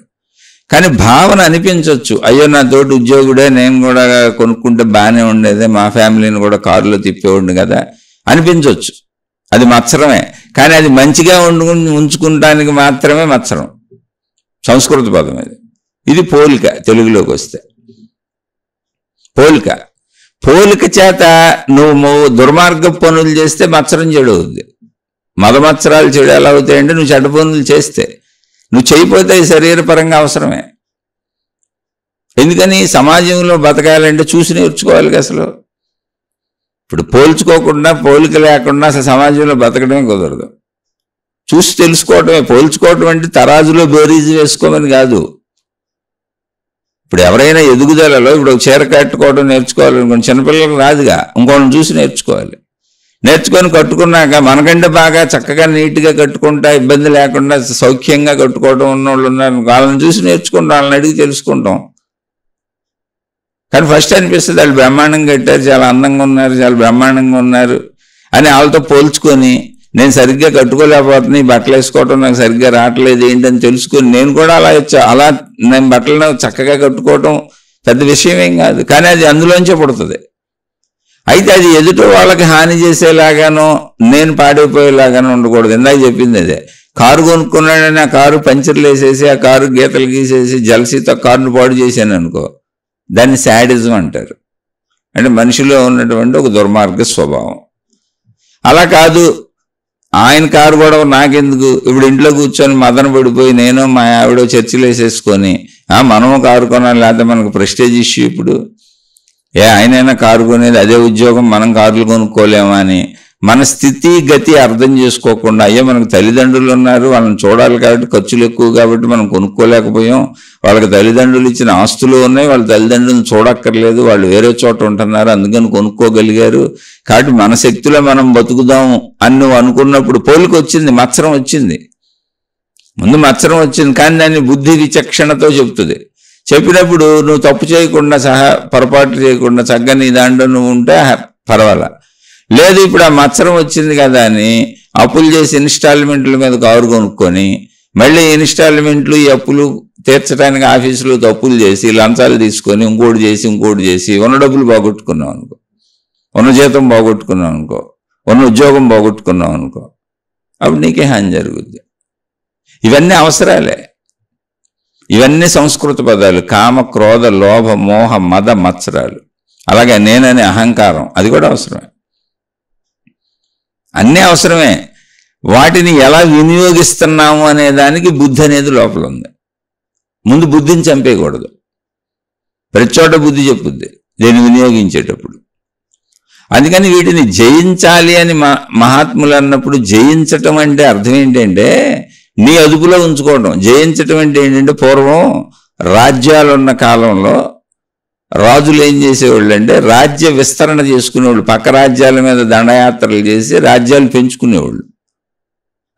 ఆ రాజును జయించేవాళ్ళు. అలా యుద్ధానికి వెళ్తున్నప్పుడు అటువైపు రాజు కొంతమంది ఎందుకు మనం యుద్ధం చేయలేములే, అనేక మంది సైన్యం చచ్చిపోతారు, మన సైన్యం తక్కువ మంది ఉన్నారు, ఇప్పుడు యుద్ధం చేసినా చచ్చిపోతామని ఆ రాజుకు శరణనేవాడు. అయ్యా నేను మీకు ఎంతని కప్పం కడతానండి, డబ్బులు కడతా ఉంటాను, మీరు మా మీద యుద్ధాలు చేయొద్దు, మేము మీ రాజ్యంలో వాళ్ళ కింద లెక్కే, నా రాజ్యాన్ని నేను పరిపాలిస్తుంటాను కానీ మీ రాజ్యం కింద లెక్కే, మీకు ఎంత ట్యాక్స్ కట్టాలో చెప్పండి కట్టేస్తూ ఉంటాను. అలా చక్రవర్తి అని తయారవుతాడు అనమాట ఒక ఆయన. ఆయన కింద బోల్డ్ మంది రాజులు ఉంటారు. ఈ రాజ్యాలు వీళ్ళందరినీ జయించాడు అనమాట. వాళ్ళు జయించిన వాళ్ళందరూ ఇప్పుడు ఈ చక్రవర్తి మాట వింటూ ఉంటారు. అలా కామక్రోధ లోభ మోహ మతమత్సరాలను జయించాలి అని మహాత్ములు చెప్పింది ఏంటంటే నీ బుద్ధిని చక్రవర్తిని చేయాలి. నీలో ఉన్న జ్ఞానస్వరూపం బుద్ధి అంటే. బుద్ధి ఏమి లేదు, జ్ఞానం, ప్యూర్ జ్ఞానం. తప్పు ఒప్పు చెబుతుంది. దేనికి? శరీరానికి మనసుకి. అంటే శరీరం మనసుతోనేగా నువ్వు ప్రపంచంలో అన్నీ చేసేది. ఈ శరీరం నేనన్న భావనలోనేగా.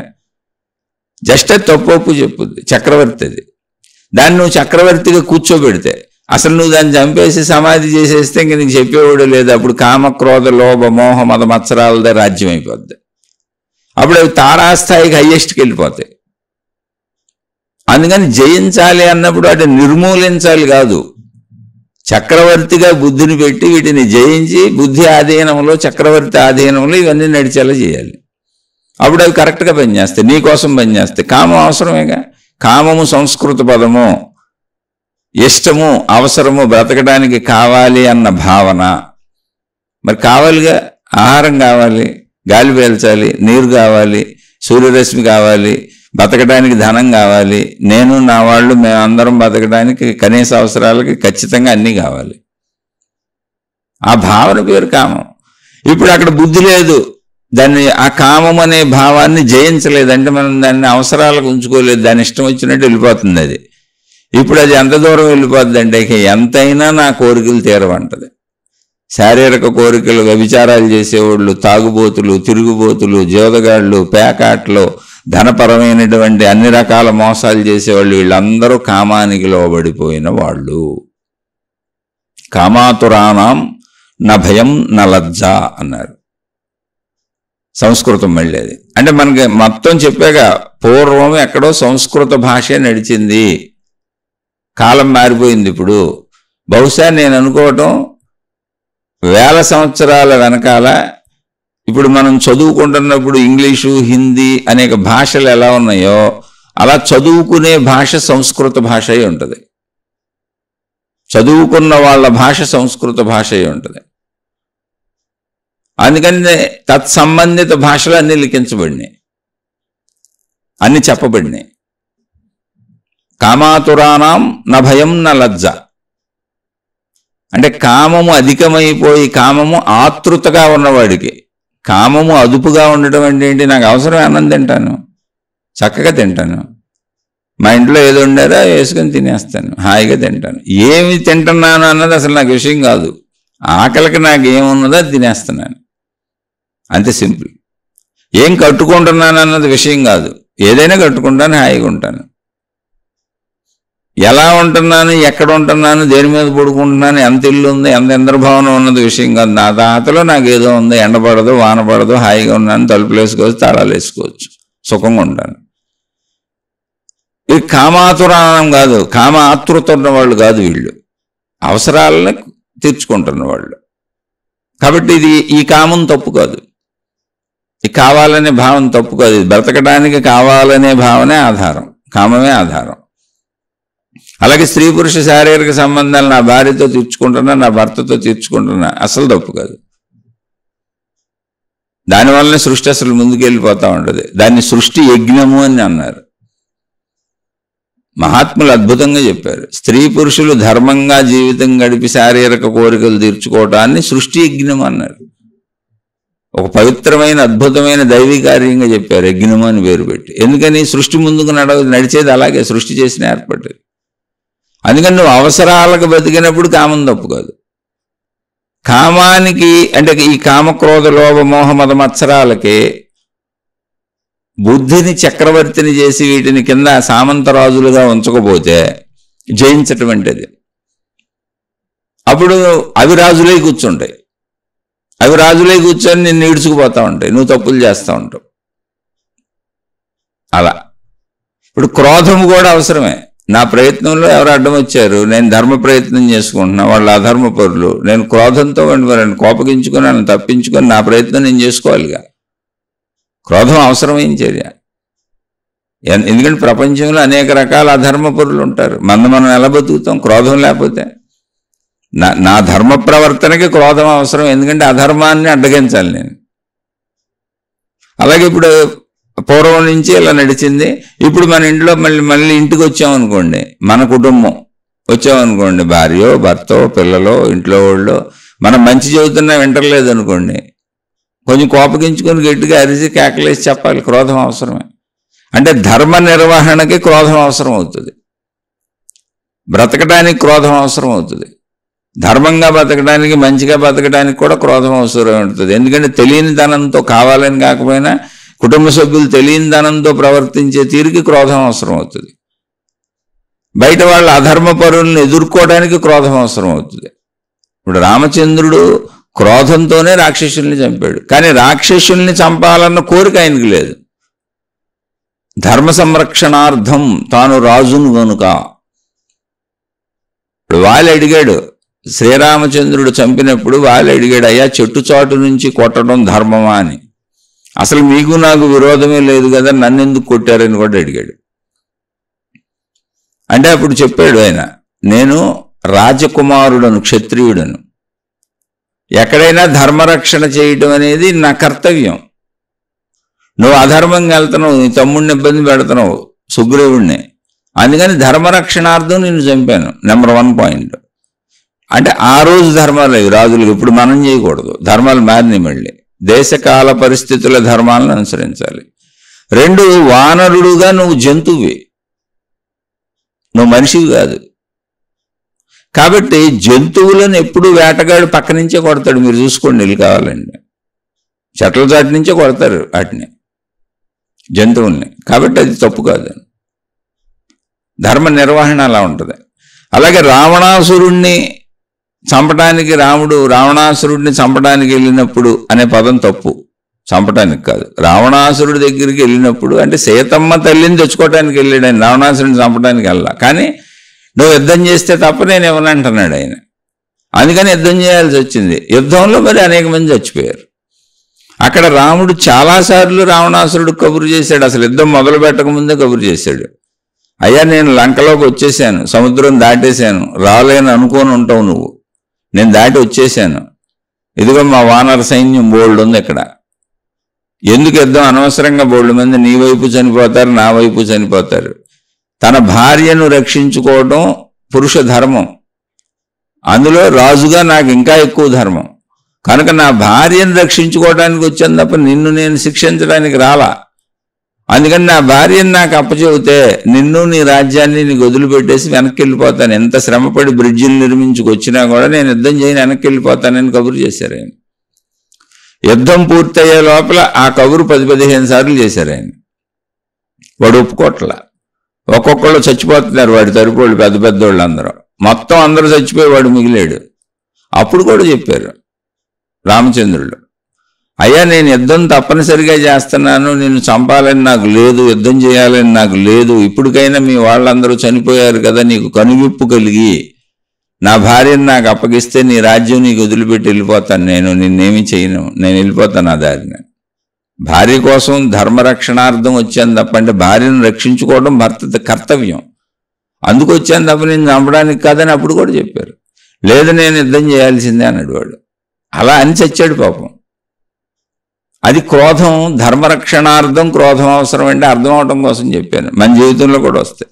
ఇప్పుడు చిన్నపిల్లలు తెలియదు, ఏ దగ్గో జలుబో చేస్తుంది, ఏ జ్వరం వస్తుంది, డాక్టర్లు బిస్కెట్లు చాక్లెట్లు 2 రోజులు పెట్టబాకండి, చల్లటే ఇవ్వబాకండి, కూల్ డ్రింకులు అంటాడు. పిల్లలకు తెలియదు, వాళ్ళు అవే కావాలంటారు. అప్పుడు గట్టిగా కేకలేసి క్రోధాన్ని చూపిస్తే, క్రోధాన్ని నటిస్తే ఆగుతారు వాళ్ళు. లేదా నిజంగా కోపం కూడా రావచ్చు మనకు, ఎంత చెబితే వినవేంటని. అందుకని క్రోధము అనేది సరైనటువంటి దిశలో ధర్మంలో వాడితే అది మంచిదే, అధర్మంగా వాడితే చెడ్డదే. ఎందుకని కామము, క్రోధము, లోభము చెప్పాక జాగ్రత్త.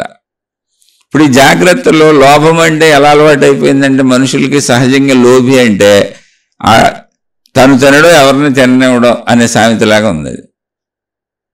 అలా చాలా మంది ఉంటారు. అంటే దాయాలి దాయాలి, జాగ్రత్త జాగ్రత్త, అతి జాగ్రత్త అయిపోయింది. ఎంత అతి జాగ్రత్త అయిందంటే అసలు తాను అనుభవించకుండా తన వాళ్ళని అనుభవించనివ్వకుండా దాసి దాసి దాసి దాసి మూటలు కట్టి చచ్చిపోతారు. అలా కాదు అది.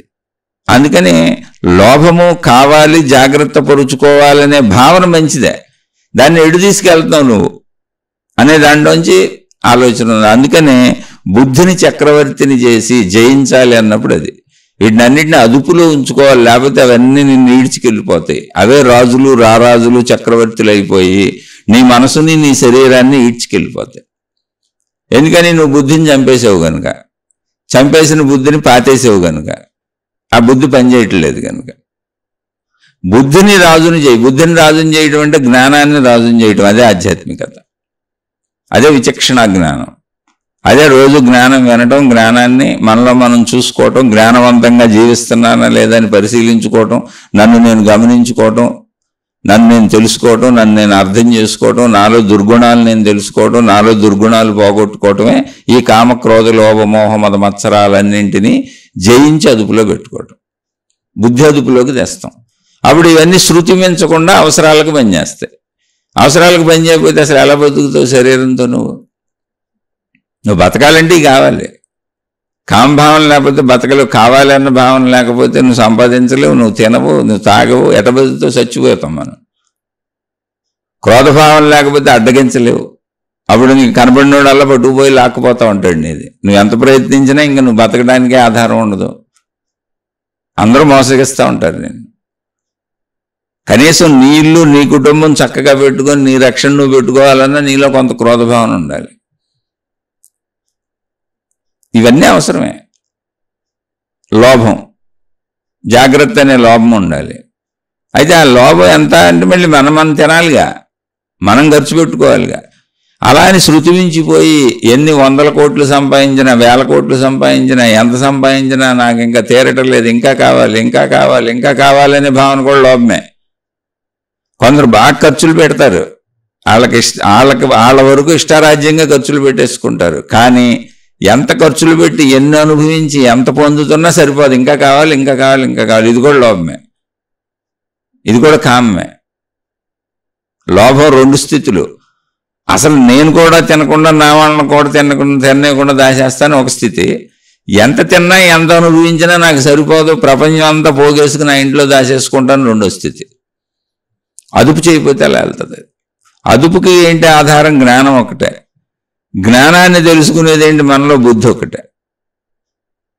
ప్రత్యేకంగా జ్ఞానానికి సంబంధించిన మనలో ఉన్నది బుద్ధి ఒకటే. మనసు కోరికలకు సంబంధించింది. దాన్ని పట్టుకొని వెళ్తే కామక్రోధ లోభ మోహ మద మత్సరాలు పెరిగిపోతాయి. మనసుని శరీరాన్ని ఇంద్రియాలని పట్టుకొని వెళ్తే మొత్తం పెరిగిపోతాయి. అవే రారాజులు చక్రవర్తులే మనసుని శరీరాన్ని ఈడ్చుకుంటూ పోతాయి. తద్వారా తప్పులు చేస్తాం. బుద్ధిని రారాజుని చేయాలి. బుద్ధి జ్ఞానానికి సంబంధించింది. అంటే ఏమి లేదు అక్కడ. బుద్ధిలో ఏముంటుందంటే విచక్షణ జ్ఞానం ఉంటుంది. తప్పు రైటు చెప్పుద్ది అంతే. ఎంత చేయొచ్చు అంత చేయకూడదు, ఎంత చేయాలి, అంత ఎలా ఉండాలి, ఎలా ఉండకూడదు అన్నీ చెప్పుద్ది అంతే. రైట్. ఇదేంటి? లోభము. ఇప్పుడు మోహం. అసలు నా భార్య, నా పిల్లలు, నా ఇల్లు, నా ఊరు, నా దేశం అని అనుకోకపోతే ఎలాగండి? అసలు నా ప్రపంచం మొత్తం, నా మానవ జాతి, ఇలా మోహాన్ని పెంచుకుంటూ వెళ్ళిపోతే అనంత ఆత్మశక్తి అవుతావు నువ్వు అంతే. ఇప్పుడు నేను ఫస్ట్ నా మోహం నాతో మొదలైంది. నేనంటే నాకు ఇష్టం, నా ఈ శరీరం, నా వాళ్ళు, నా వాళ్ళని నా భార్య, నా పిల్లలు, నా తల్లిదండ్రులు. తప్పే ఉంది అందులో? నా వాళ్ళని భావన ఉండాలిగా. అలాగే మేము బతకడానికి అవసరమై సమకూర్చుకున్న సంపదలు నావి. దీన్ని ఇంకా పెంచుకుంటూ వెళ్ళామనుకోండి, నా ఇల్లు, నా సందు, నా ఊరు, నా రాష్ట్రము, నా దేశము, నా ప్రపంచము, అలా పెంచుకుంటే దాని సత్యాన్ని తెలుసుకుంటూ వెళ్ళిపోతే అనంతాత్మ నా విశ్వము, విశ్వమే నేను, నా విశ్వము, అది అనంతాత్మశక్తి వరకు వెళ్ళిపోద్ది. అయితే దీన్ని ఈ మోహంతోనే నేను అనుకొని మళ్ళీ నువ్వు అందరితో ఘర్షణలు పడతావు, నీకు ప్రాధాన్యత ఇచ్చుకొని. అక్కడ ఆ మోహం అహంకారం అయిపోద్ది. నువ్వు ఘర్షణ పడినప్పుడు అదే అహంకారం. నువ్వు మోహంతో ఘర్షణ పడినప్పుడు అదే అహంకారం, మదము, అహం నేను అంటది. అప్పుడు గొడవలకు వెళ్తే ఆ మదం పెరిగినట్టు. గొడవలకు వెళ్లకుండా నేనన్న భావన ఉండటం తప్పులేదు, నేనన్న అహంకారం ఉండటం తప్పులేదు. ఏముంది అందులో? నేను చదువుకున్నాను, నేను ఇలా ఉన్నాను, నేను ఎర్రగొన్నాను, బుర్రగొన్నాను, తెల్లగొన్నాను, నీకు నువ్వు సంతృప్తి పడటంలో తప్పే ఉందా? నీకు నువ్వు సంతృప్తి పడకపోతే ఎలా బతుకుతావు అసలు? ప్రతి వ్యక్తి తనకు తాను సంతృప్తి పడకపోతే తనకున్న వాటితో, అంటే తనకున్న శరీర తీరుతో, తనకున్న మనోతీరుతో, తనకున్న తెలివితేటలతో, తనకున్న మనుషులతో, తనకున్న కుటుంబ సభ్యులతో, తనకున్న వసతులు వనరులతో సంతృప్తి చెందకపోతే ఎలా బతుకుతావు? ఆ సంతృప్తి అంతా కలిపితే అహం నేను. నీ వరకు అది అహంగా ఉంటే పర్వాలా, దాన్ని తీసుకెళ్ళి ఎవరి మీద పడేసి నువ్వు నాకంటే తక్కువడివి, నువ్వు నాకంటే పనికిరానివాడివి, తక్కువ దానివి, ఎక్కువ దానివి, ఇలా ఘర్షణలు పడుతున్నావు అనుకో, అప్పుడు అది తప్పు అవుద్ది. నేనన్న మదం ఉండొచ్చు, ఎందుకంటే సంతృప్తి పడాలిగా, నా వరకు నేను సంతృప్తి పడాలిగా. అది నేను. ఇప్పుడు నేననే మదం ఒక ఏనుగు అనుకోండి, ఏనుగు అలా నడుచుకుంటూ పోతుంది, దానికి కావలసిన ఏ దొరికినాయి అడవిలో తీసుకుందో తిందే, తప్పే ఉంది అందులో, అది బతకాలిగా. కాదు, అది మదం ఎక్కిపోయి అంటే మదం పెరిగిపోయి అని. మదం ఎక్కిపోయి అంటే మదం తప్పు కాదు, మదం పెరిగిపోయి, నేనన్న భావన అహం పెరిగిపోయి నన్ను ఎవడేం చేస్తాడు ఏనుగుని నేనని మొత్తం దొరికినాయన్ని పీకి అవతల పారేసి, దానికి అవసరం ఉన్నా లేకపోయినా అన్ని పడగొట్టేసి చంద్రవందర చేసేసి ఇసిరేసి పడేసి జనం మీద పడేసి అవి చేసి ఇవి చేస్తే ఊరుకుంటారా? ఎంత ఏనుగైనా ఏదో ఒకటి చేసి దాన్ని బంధించేస్తారు. ఎంత ఏనుగైనా మళ్ళీ దాన్ని బంధించడానికి ఏదో తెలివి ఉంటుంది. అందుకని మదం నేను అన్నది నీకున్న వాటితో నువ్వు చూసుకొని తృప్తి పడే అంత మదం అహం ఉండడం తప్పు లేదు. నీ అందంతో సంతృప్తి పడు, నీ ఆరోగ్యంతో సంతృప్తి పడు, నీ సంపదలతో సంతృప్తి పడు, నీకున్న వాటిని చూసి మురిసిపో, నీ భార్య పిల్లలు, నీ భర్త పిల్లలను చూసి మురిసిపో. పర్వాలేదు, నాకు పలానా ఉద్యోగం ఉంది, పలానా పని చేసుకుంటున్నా, ఉన్నంతలో బాగానే బతుకుతున్నా, హ్యాపీగా ఉన్నానని అనుకో, తప్పే ఉంది అందులో. దాన్ని ఇంకొకళ్ళని కించపరచడానికో ఇంకొకళ్ళని మోసం చేయడానికో వాడబాక. కాబట్టి మదం కూడా కరెక్టే. అహం, మదం అనేది సంస్కృత పదం అహం. మత్సరాలంటే ఈర్ష్యసు ద్వేషాలు చెప్పాక పోలికలు. ఇప్పుడు వాళ్ళలా నేను అవ్వాలనుకో, ఒక ఐఏఎస్, ఒక ఐపీఎస్, లేకపోతే ఏదో ఒకటి కొంచెం. ఇప్పుడు చూడరా పిల్లోడు ఎంత చక్కగా చదువుకుంటున్నాడు అని తల్లిదండ్రులు చెబుతారు. చూడరా వాళ్ళు ఎంత బాగా బతుకుతున్నారు, నువ్వు ఎందుకురా తప్పులు చేస్తావు, చెడ్డ పనులు చేయకరా, నువ్వు మంచోడిని చూపిస్తారు. అది పోలిక మత్సరంగా అనిపిస్తుంది, జలసీలా అనిపిస్తుంది. జలసీ నుంచి అభివృద్ధి చెందు, జలసీతో వాడిని పాడు చేసి నిన్ను పాడు చేసుకోబాక. ఇందాక చెప్పాను కారు ఉదాహరణ.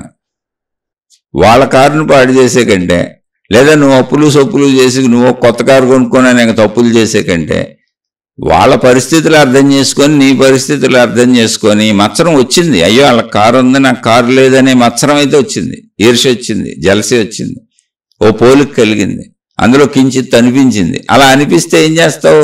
నువ్వు డెవలప్ అవ్వడానికి ప్రయత్నిస్తావు. అప్పుడు ఏం చేయాలి? నువ్వు ఎక్స్ట్రా వర్క్ చేయి, ఎక్స్ట్రా పని చేయి, నువ్వు పోటీ పడు, సంపాదించుకోవడానికి ప్రయత్నించు ధర్మంగా, అందులో తప్పు లేదు.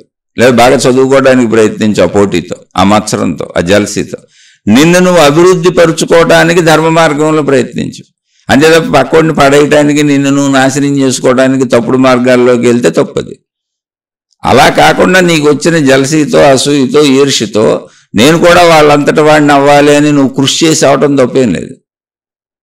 అందుకని ప్రకృతిలో మనకు పెట్టబడినవన్నీ కరెక్టే. God is always right, nature is always right. ఎక్కడ అసలు తప్పు అనేది లేదు. ప్రకృతి నీకు ఏమేం కూర్పులు పెట్టిందో అవన్నీ కరెక్టే. వాటిని నువ్వు ఎలా ఉపయోగిస్తున్నావు అవి. ఇప్పుడు ఆధ్యాత్మికతలోకి లేదా స్త్రీ పురుష శారీరక సంబంధాలకు వచ్చేటప్పటికి అసలు సినిమాల్లో కానీ లేదా మన ఇళ్లల్లో మాట్లాడేటప్పుడు కానీ మామూలుగా కామన్గా చెబుతాను. అసలు స్త్రీ పురుష శారీరక సంబంధ విషయాల టాపిక్లు బూతుల కింద చెబుతారు. బూత్ అయిపోయినట్టుగా మాట్లాడతాం. అసలు ప్రపంచంలోనే అత్యధికమైన సుఖం ఉన్నది స్త్రీ పురుష శారీరక సంబంధాల్లో. అది బూత్ ఏంటి? అసలు ప్రపంచం నడిచేది దాని మీద. సృష్టి మొత్తం అలాగే నడుస్తుంది. జంతువులన్నీ స్త్రీ పురుష జంతువులు కలిసి వెళ్తాయి. అలా కలిస్తేనే సంతానోత్పత్తి ఉంది. అలాగే పురుషులు స్త్రీ పురుషులుగా విడదీయబడ్డారు. ఆకర్షణ పెట్టబడింది. ప్రపంచంలోనే అత్యద్భుతమైన అత్యంత ఆకర్షణ అది. దాన్ని మించిన ఆకర్షణ లేదు, దాన్ని మించిన సుఖం లేదు. కానీ ఆ పదం ఎత్తితేనే బూతుగా రహస్యంగా దాచేస్తూ ఉంటారు. అంటే అలానే ఇప్పుడు ఏదో సామెత చెప్పినట్టు మాంసం తింటున్నామని బొయ్కులు మెడలో వేసుకు తిరగమని కాదు. కానీ తెలుసుకోవలసినంత జ్ఞానం తెలుసుకోవాలి. ఇప్పుడు అసలు ఏ జ్ఞానము తెలియకుండా పిల్లలు పెరిగారనుకోండి, అది బూతు అనుకుంటూ పెరిగారనుకోండి. దానికి ఒక ఉదాహరణ చెబుతాను మీకు. ఒక కుర్రోడు నిజంగా జరిగింది ఇది. ఇంతకుముందు శీర్షికల్లో కూడా చెప్పాను. ఒక కుర్రోడు బ్రహ్మాండంగా చదివాడు. తల్లిదండ్రులు అసలు బ్రహ్మాండంగా చదివించారు. చిన్నప్పటి నుంచి చదువు. కుర్రోడు కూడా చదివేశాడు. అసలు లోక జ్ఞానం అనేదే తెలియదండి. చదవటం ఒకటే తెలుసు అతనికి. అతను అలాగే చదివాడు. ఎప్పుడన్నా ఏ తల్లిదండ్రులతోనో కలిసి బయటకు వెళ్ళటం, ఏదైనా తిరగటం, మొత్తం తల్లిదండ్రులు చెప్పినట్టు వినటం, చక్కగా అమ్మా నాన్న పక్కలోనే పడుకునేవాడు ఎంత పెద్దోడైనా. తర్వాత చదువులకు కూడా తల్లిదండ్రులు వెళ్ళి ఆ ఊళ్ళల్లో ఉండి దగ్గరుండి అక్కడ మళ్ళీ ఇల్లు తీసుకొని అక్కడ చదివించారు. అలా చదువుకున్నాడు, గొప్పోడయ్యాడు, మంచి సాఫ్ట్వేర్ ఉద్యోగం వచ్చింది. నేను చెబుతుంది 20-25 సంవత్సరాల కిందటి విషయం. అప్పట్లోనే నెలకు 2-3 లక్షలు జీతం, టాప్ మోస్ట్ జీతం అనమాట అది. మంచి సిటీలో పెద్ద మంచి బ్రహ్మాండమైనటువంటి అపార్ట్మెంట్ కొనుక్కున్నాడు, తీసుకున్నాడు. మంచి సంబంధం, పెళ్లి సంబంధం వచ్చింది, పెళ్లి చేశారు. హాయిగా పెళ్లి చేసుకున్నాడు, భార్యను తీసుకెళ్ళాడు. వాళ్ళిద్దరే ఉంటున్నారు అక్కడ. ఇతనితో పాటు చదువుకుంటున్న రోజుల్లో ఇతనికి తెలిసినటువంటి ఒక స్నేహితుడు పరిచయం అయ్యాడు. అతనికి ఉద్యోగం ఏం రాలా. అతను సరిగ్గా ఏదో చదువుకోలేదు, సంథింగ్. వీడికి అంత తెలివి లేదు. అసలు ఆడి చెడ్డోడైన తెలివి కూడా వీడికి లేదు. వీడి చదువుల్లో జాసలో ఉన్నాడు అంతే. వీడికి లోక జ్ఞానం లేదు. బాగా చదివేశాడు, బ్రహ్మాండంగా ఉద్యోగం వచ్చింది, పెళ్లి చేసుకున్నాడు, భార్యతో ఉంటున్నాడు. వీడిగా అనేక రకాల ప్రపంచంలో ఉంటాయి అనేటువంటి లోక జ్ఞానం అసలు లేదు. సరే, ఆ స్నేహితుడు ఏదో కలిశాడు. ఇద్దరు స్నేహితులు చదువుకున్నప్పటి నుంచి చాలా పరిచయం ఉంది. నాకు కూడా ఏదో ఉద్యోగం చూడరా అంటే, ఎందుకు నువ్వు వచ్చేసి సిటీకి వచ్చేసే అన్నాడు. వచ్చాడు, చూద్దాం అక్కడ ఏదన్నా అన్నాడు. ఎక్కడ ఉండాలిరా మరి ఏదన్నా అంటే, ఎందుకు ఎక్కడ ఉంటాం, ఎందుకు పెద్ద ఫ్లాట్ మా ఇంట్లోనే ఉండన్నాడు. వాళ్ళ ఇంట్లోనే ఉన్నాడు. అక్కడి నుంచి ఉద్యోగ ప్రయత్నాలు చేసుకుంటున్నారు. ఇతనేమో పొద్దున్నే సాఫ్ట్వేర్ ఇంజనీర్ కదా, పొద్దున్నే ఆఫీస్కి వెళ్ళిపోయేవాడు. ఇతని భార్యను అతని స్నేహితుడు ఉండేవాళ్ళు. వాళ్ళు అలా కబుర్లు చెప్పుకుంటూ కొన్నాళ్ళకి శారీరక సంబంధాలకు అలవాటు పడిపోయారు. ఇద్దరు యవ్వనంలో ఉన్నారు వాళ్ళు. అంటే ఇది సహజమైన ఆకర్షణ స్త్రీ పురుషుల మధ్య ఉంటుంది. అది మనకు తెలియాలి. ఇళ్లలోకి తెచ్చి పెట్టుకోకూడదు. అలా స్త్రీ పురుషుల్ని ఒక్కళ్ళని వదిలేసి వెళ్ళిపోకూడదు. అంటే అనుమానించమని కాదు నేను చెప్పేది. అలా దీర్ఘకాలాలు యవ్వనంలో ఉన్నోళ్ళు, ఒకే స్థితిలో ఉన్నోళ్ళు ఉంటే సహజ ఆకర్షణ ఉంటుంది. వాళ్ళు తప్పులు చేసినా లోపల సిగ్గుపడతారు. కానీ తప్పు డామినేట్ చేస్తుంది, కోరిక డామినేట్ చేస్తుంది. ఇనుము అయస్కాంతాన్ని ఆకర్షిస్తుంది. అది సృష్టి సూత్రం. నువ్వు ఎన్ని చెప్పినా అది అలాగే ఉంటుంది. అందుకని జాగ్రత్త ఉండాలి. ఆ జాగ్రత్తలో ఏం తెలియదు పాపం అతనికి. అతనంతా చదువు ధ్యాసలో పడిపోయాడు, బ్రహ్మాండంగా చదివాడు, సంపాదించుకున్నాడు, అంతా బ్రహ్మాండమే. అలా కొన్నాళ్ళు సాగింది. ఎప్పుడో ఒకసారి అతను అనుకోకుండా వీళ్ళిద్దరూ కలిసి ఉండటం చూశాడు. తర్వాత తెలిసిందే, అది బయటపడింది. తన భార్య, తన స్నేహితుడు అక్రమ సంబంధం తన ఇంట్లోనే గడపడం చూసి అతని మనసు భరించలేకపోయింది. ఎందుకంటే చక్కగా అతనికి అన్ని నమ్మడమే తెలుసు. చిన్నప్పటి నుంచి అమ్మ, నాన్న, అన్నదమ్ములు, అక్క చెల్లెళ్ళు, బంధువులు, అసలు అతనికి మోసం తెలీదు. ఇలా జరుగుద్దని కూడా తెలియదు. అసలు మోసాలు ఉంటాయని తెలిస్తే ఇంట్లో ఎందుకు పెట్టుకునేవాడు, బయట పెట్టి సాయం చేసేవాడు. మరి ఇంట్లో పెట్టుకున్న 1 రోజు, 2 రోజులు, 3 రోజులు ఏదో కొంత చేసి పంపించేసేవాళ్ళు. వాళ్ళిద్దరిని వదిలిపెట్టేసాడు. నెలలు అక్కడే ఉన్నాడు అతను. నేను అనుమానించమని చెప్పట్లా, జాగ్రత్త ఎప్పుడు అవసరమని చెబుతున్నా. అతను ఏం చేశాడో తెలుసా? సూసైడ్ చేసి చచ్చిపోయాడు. తన స్నేహితుడు, తన భార్య తనను మోసం చేశారన్న భావాన్ని భరించలేక సూసైడ్ చేసి చచ్చిపోయాడు. చాలా ఇంటెలిజెంట్ పర్సన్. ఆ తల్లిదండ్రుల పరిస్థితి ఏంటి ఆలోచించండి. అంత చదివి ఉపయోగం ఏంటి? చదివి చావంగనేటికి చావులేని చదువు చదవవలియు అన్నారు మహాత్ములు. ఒరే నాయన, భౌతికంలో ఎంత చదివినా ఇట్లా చదివి సావటమేను, చావులేని చదువు ఒకటి ఉంది, ఆత్మజ్ఞాన చదువు, ఆధ్యాత్మిక చదువు, అది చదువుకోండి అన్నారు. సరే, అది విషయం మంచులోంచి వెళ్తే అక్కడికే వెళ్తాం అనుకోండి. కానీ నీకు చెడు కూడా తెలియాలిగా, ప్రపంచంలో నువ్వు బతకాలంటే. చెడు తెలుసుకోవద్దంటే అట్ట. అందుకని ఇప్పుడు ఈ స్త్రీ పురుష సంబంధాలు అనగానే బూతు బూతు బూతు అన్నారు అనుకోండి, రేపొద్దున మన కొడుకు మన కూతురు అలాగే అయిపోతారు, మోసపోతారు. అలానే చెడుని చేయమని చెప్పట్లా నేను. ప్రపంచంలో చెడు కూడా తెలియాలి, చెడు ఎలా ఉంటుందో కూడా తెలియాలి. నువ్వు బతకాలంటే, నిన్ను రక్షించుకోవాలంటే. ఇక్కడ అన్నీ అవసరమేనండి. అన్నింటినీ తగుమాత్రంగా గ్రహించాలండి. ఆ గ్రహించటం అనేది జ్ఞానం. మీకు ఒక ఉదాహరణ చెప్పా. ఇలాంటి ఉదాహరణల్లోనే అప్పులు ఇచ్చి మోసపోయే వాళ్ళు ఉన్నారు, షూరిటీ సంతకాలు పెట్టి దెబ్బతిన్న వాళ్ళు ఉన్నారు. ఇలా ఉండకూడదు, ఇలా చేయకూడదని తెలియపోతే అట్లా డబ్బు సంపాదించుకుంటాడు, పోగొట్టుకుంటాడు. ఎవరికో షూరిటీ సంతకం పెడతాడు, ఈయన అప్పుల పాలు అయిపోతాడు, ఈయన జైలు పాలు అయిపోతాడు. అలా ఎన్ని రకాల మోసాలు ఉన్నాయి. మోసగాళ్ళు ఎన్ని రకాలుగా మోసం చేస్తారో తెలియకపోతే నిన్ను, నీ కుటుంబాన్ని, నీ సంపదల్ని జాగ్రత్తగా ఎలా పెట్టుకుంటావు. కాబట్టి చెడు తెలియాలి, మోసాలు తెలియాలి. అవి నువ్వు చేయకుండా ఉండాలి, నువ్వు మోసపోకుండా ఉండాలి, నొప్పించక తానవ్వక. కాబట్టి గాడ్ ఈజ్ ఆల్వేస్ రైట్. ఇక్కడ ఉన్నాయన్నీ కరెక్టే. చెడులు ఉన్నాయి. చెడు ఎందుకు ఉందండి? చెడు నువ్వు చేయకుండా ఉండటం కోసం ఉంది. చెడు నిన్ను మోసం చేయకుండా ఉండటం కోసం ఉంది. చెడు నుంచి నిన్ను రక్షించుకో. మంచి ఎందుకు ఉందండి? మంచిగా నువ్వు బతకడం కోసం ఉంది. మంచిగా నువ్వు అందరికీ మంచి చేయటం కోసం ఉంది. మంచిగా నువ్వు జీవించడం కోసం ఉంది. కాబట్టి మంచిని తెలుసుకో. అలా ఇక్కడ ఏదైనా సరే ఒక మనిషికి ఇక్కడ కనపడుతుంది, ఇక్కడ ఉంది, ఇక్కడ తెలుస్తుంది అంటే ప్రతిదీ అది అవసరమే. దానిని ఎలా ఉపయోగించుకోవాలో తెలియాలి. అదే మన సోదరుడు అడిగినటువంటి ప్రశ్నకి God is always right, nature is always right. ఆత్మజ్ఞాన చదువులో, ఆధ్యాత్మిక చదువులో భాగంగా వీటిని ఎలా నియంత్రణ చేసుకోవాలో తెలియపరచండి అన్నారు. అదే మాట్లాడుకున్నాం. ఇప్పుడు అన్నీ అవసరమే, కానీ వీటన్నింటినీ సత్మార్గంలో నడపాలి, సన్మార్గంలో నడపాలి. మొత్తం మనలో ఉన్న అన్నింటికీ బుద్ధిని చక్రవర్తిని చేయగలిగినప్పుడు, బుద్ధి అంటే జ్ఞానము, విచక్షణ జ్ఞానము, అన్నీ ఆ కంట్రోల్లో సాగాలి. కంట్రోల్లో లేనివన్నీ కూడా మళ్ళీ అవే ఏవి అవసరాలే కోరికలు అవుతాయి, కోరికలు లగ్జరీలు అవుతాయి. కోరికలు లగ్జరీలు అయినప్పుడు అవే దుర్మార్గాలు అవుతాయి, దుష్టత్వాలు అవుతాయి, చెడు అవుతుంది, చెడ పనులు చేస్తాయి. సింపుల్. మంచి చెడు అవుతుంది. అవసరం అనేటువంటి మంచి ఏది ఉందో అది అవసరం, అది మంచిగా సాధించుకొని అవసరం వరకు పెట్టుకుంటే ప్రాబ్లం లేదు. ఆ అవసరం అనే మంచిని ముదుర్చుకుంటూ తీసుకెళ్ళిపోతే చెడైపోతుంది. అందుకని ఆధ్యాత్మికతలో ఎవరు ఎక్కడుంటే ఆ స్థితిలో మీకున్న అలవాట్లు, మీరున్న పరిస్థితుల్లో మీ అవసరతలతో హాయిగా సంతృప్తిగా బతకడం నేర్చుకోండి. ఇక్కడ అన్నీ అవసరమే. God is always right, nature is always right. ఆలోచించి చూడండి. అర్థం కాకపోతే, ఎక్కడ అర్థం కాలేదో అక్కడ మళ్ళీ ప్రశ్న వేయండి, మళ్ళీ మాట్లాడుకుందాం.